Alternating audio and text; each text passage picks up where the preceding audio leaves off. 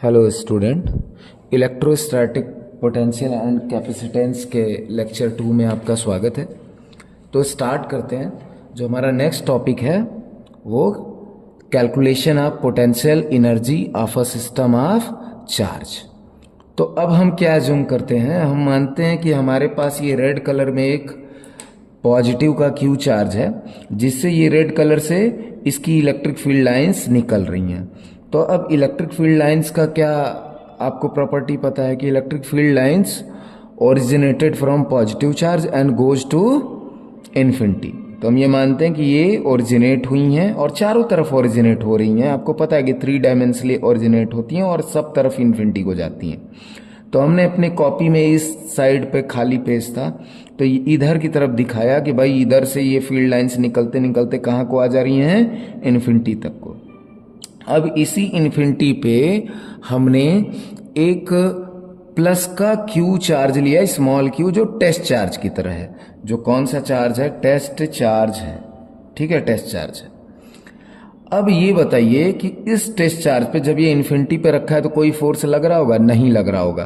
क्यों नहीं लग रहा होगा? क्योंकि आप फॉर्मूला लगाओ KQ1 डिवाइडेड बाई इन्फिनिटी का स्क्वायर। तो किसी भी नंबर में इन्फिनिटी से डिवाइड करो तो आंसर क्या आ जाता है? 0। यानी यहां पे तो ये कोई फोर्स एक्सपीरियंस नहीं कर रहा है। लेकिन अगर स्लाइटली डिस्प्लेस करो, बहुत बहुत छोटा ही डिस्प्लेस कर दो, तो तुरंत ही इलेक्ट्रोस्टैटिक फोर्स क्या हो जाएगा? एक्टिव हो जाएगा।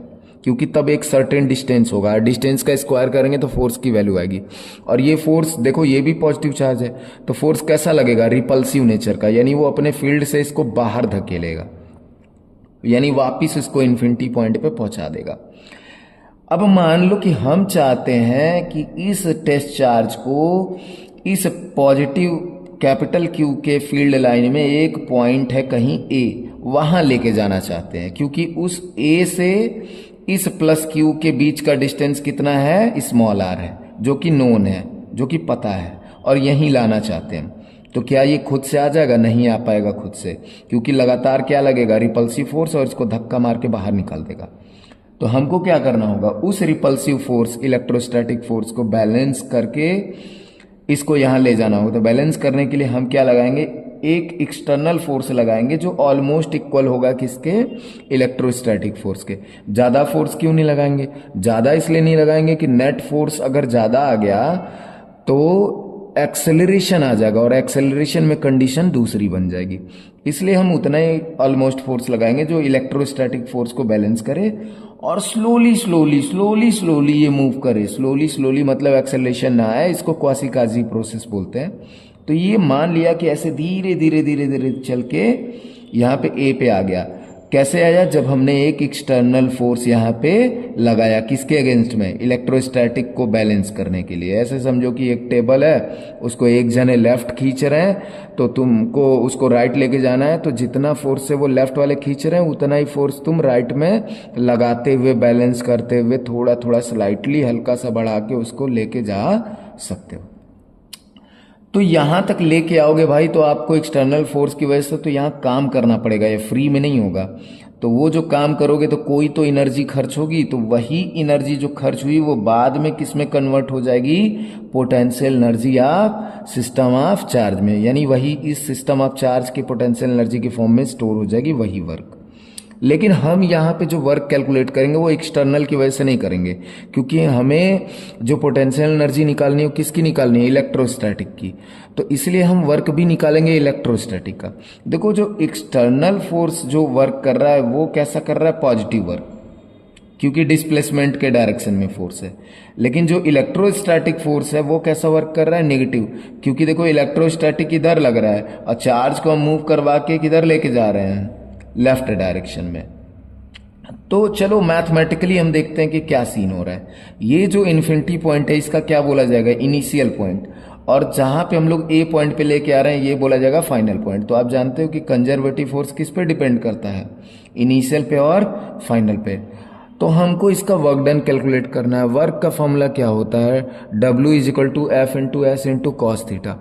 लेकिन एफ क्या होना चाहिए इसमें? कांस्टेंट। क्या यहाँ कांस्टेंट है? नहीं, यहाँ कांस्टेंट नहीं है, क्योंकि आप जैसे जैसे आगे बढ़ रहे हो डिस्टेंस चेंज हो रहा है। और फॉर्मूला क्या होता है, के Q1 Q2 बाई डिस्टेंस का स्क्वायर। तो जब जब डिस्टेंस बदलेगा तो फोर्स भी बदलता जाएगा, यानी यहाँ पहुंचे तो फोर्स कुछ और, यहाँ पहुंचे तो फोर्स कुछ और, यहाँ पहुंचे तो फोर्स कुछ और, यहाँ पहुंचे तो फोर्स कुछ और। तो ऐसे में तो बड़ा मुश्किल हो जाएगा, तो डायरेक्ट इसको सॉल्व करना मुश्किल है। तो आपको क्या करना पड़ेगा, ऐसे में आपको इंटीग्रेशन करना पड़ेगा। तो याद है आप लोग कैसे करते हो, एक्स पे जाके dx मानते हो और फिर छोटे से एलिमेंट का फोर्स निकालते हो या फिर वर्क निकालते हो, या जो भी निकालना होता है वो छोटे से एलिमेंट के लिए निकालते हो। अगर आपको एलिमेंट वाला प्रोसेस नहीं पता है तो आप कमेंट करिएगा, मैं वो भी समझा दूंगा।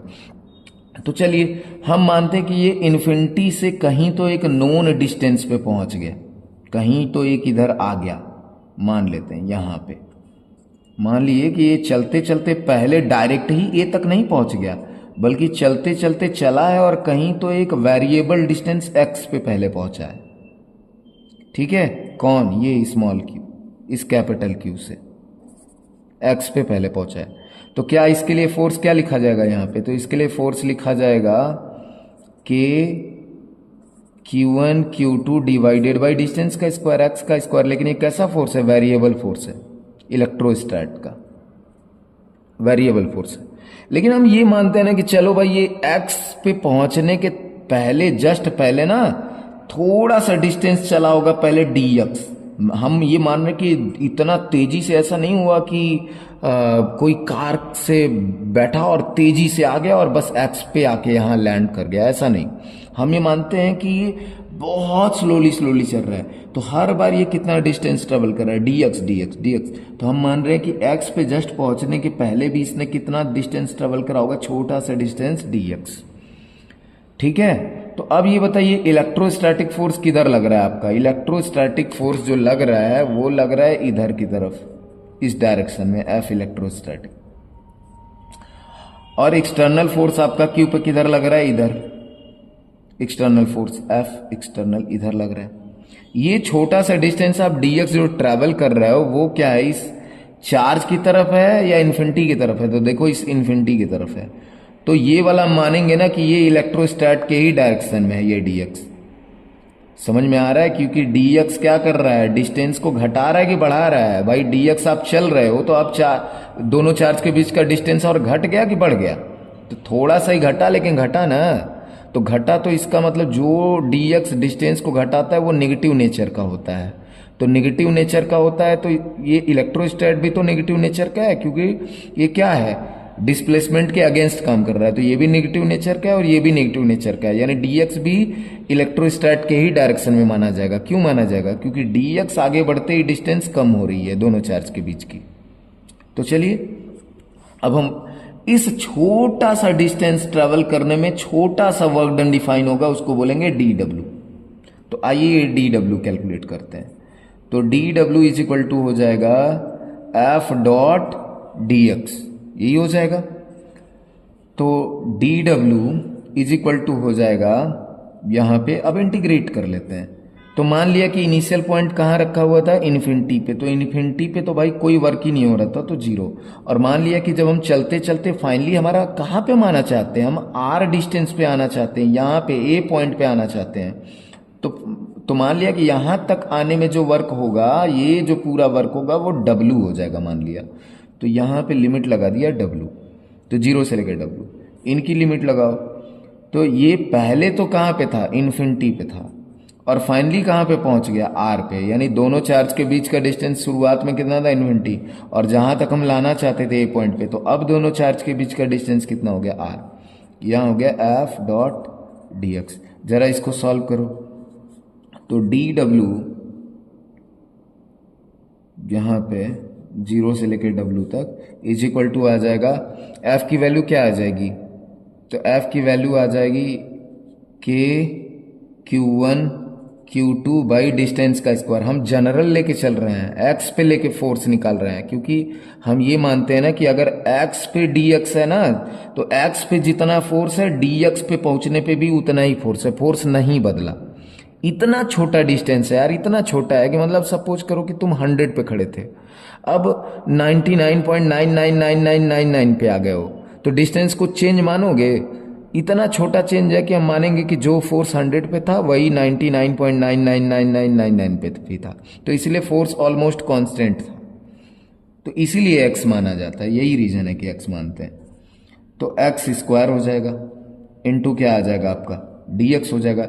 लेकिन ये बताइए एंगल कितना डिफाइन होगा फोर्स और डिस्प्लेसमेंट के बीच? तो मैं ये कह रहा हूं जिधर फोर्स है उधर ही dx का डायरेक्शन। क्यों?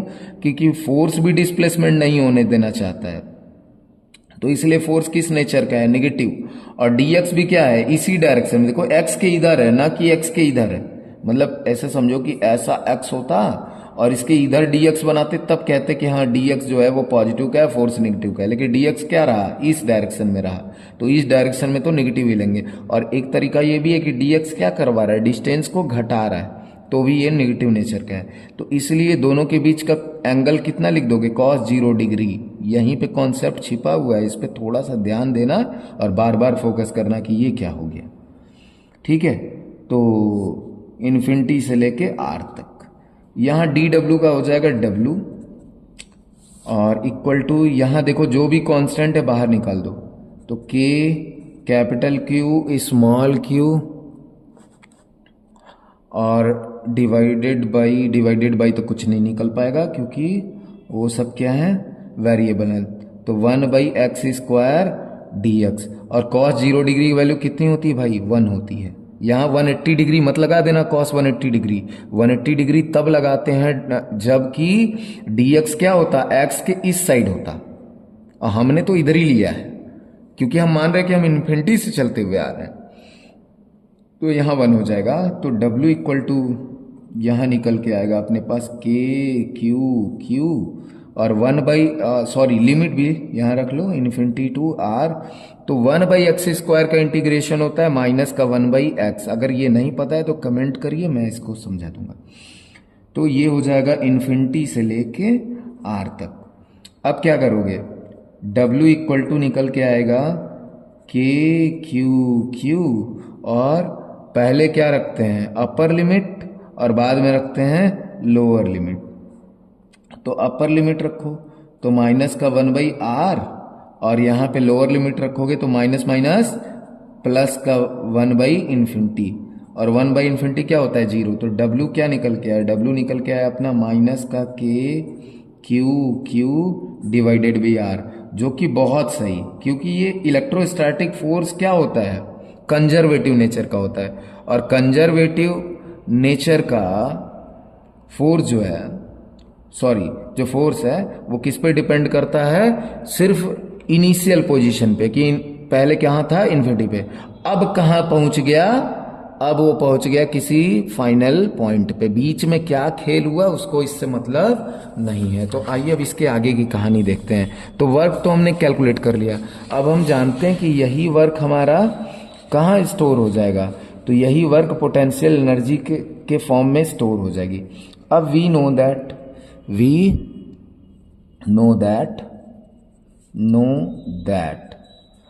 कि work done by conservative force is equal to क्या होता है? Negative change of potential energy के। तो कंजर्वेटिव नेचर का ये कौन है अपना? Work done by electrostatic. तो माइनस का डेल्टा यू बोल दो, तो डेल्टा यू को क्या लिखोगे? You final minus you initial लिखोगे। ठीक है, इसकी वैल्यू कितनी निकाल के लेके आए हैं? देखो इसकी वैल्यू निकाल के ले आए minus K capital Q small q divided by R equal to, यहाँ देखो ये भी माइनस है, तो माइनस से माइनस तो हमको लग रहा है खत्म हो गया। यू फाइनल कौन था अपना? कहाँ पे पहुंच गए थे फाइनली? यू आर डिस्टेंस पे। यू इनिशियल कौन था? यू इन्फिनिटी वाला। ठीक है, तो जहां वर्क ही कुछ नहीं हुआ था, इन्फिनिटी पॉइंट पे वर्क क्या हुआ था? कोई वर्क नहीं हुआ था, 0 था। तो पोटेंशियल एनर्जी में कोई कन्वर्जन होगा? नहीं होगा, तो 0 ही हो जाएगा। और ये माइनस से ये वाला माइनस बैलेंस कर दो, इस माइनस से इस माइनस को बैलेंस कर दो, तो K Q divided by R equal to निकल के आ गया तुम्हारा यू आर माइनस 0। इन्फिनिटी पे पोटेंशियल एनर्जी 0, क्योंकि इन्फिनिटी पे कोई फोर्स नहीं लग रहा था, कोई वर्क नहीं करना पड़ा था। तो इसलिए किसी आर डिस्टेंस पे जो पोटेंशियल एनर्जी डिफाइन हुई वो कितनी डिफाइन निकल के आई? के क्यू बाई आर। समझ में आया है? क्लियर है? तो ये अपनी क्या निकल के आ गई, potential energy of two charge system. कैसा होता है इसका नेचर, तो ये पोटेंशियल एनर्जी कैसी होती है, स्केलर, स्केलर होता है। हाँ, ये पॉजिटिव भी हो सकता है, नेगेटिव भी हो सकता है और जीरो भी हो सकता है। It can be positive, negative and zero. अब अगले लेक्चर में हम बात करेंगे पोटेंशियल की। ठीक है, आई होप कि आपको वीडियो पसंद आया होगा, और नेक्स्ट वीडियो के लिए आप लाइक करें, कमेंट करें और चैनल को सब्सक्राइब करें, और पार्ट 1 देखना ना भूलें।